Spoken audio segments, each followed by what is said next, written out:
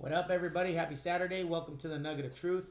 Jeremiah, very grateful believer in Jesus Christ. So we've been working on the fruits of the Spirit.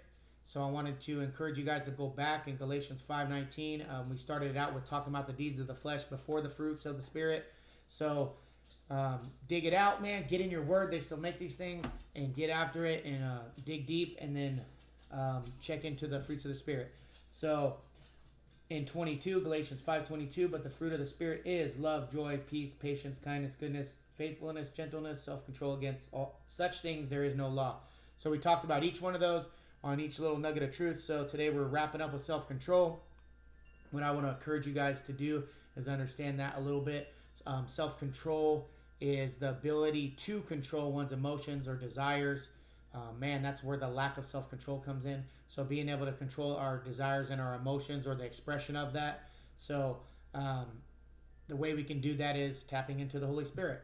He's the one that gives us these fruits, and how we can model them and example them for others, and demonstrate that God is the evidence in our life and that He exists and He is very real.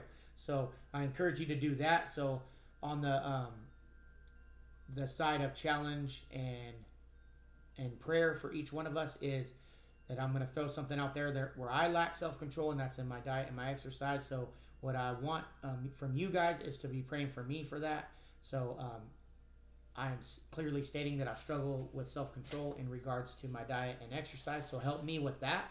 I'm seeking God, doing the same thing and expecting it for you guys, so that you guys can go tell somebody, a friend, accountability partner, maybe you have sponsors, mentors, leaders, pastors, whatever, someone, friends, family, someone in your life.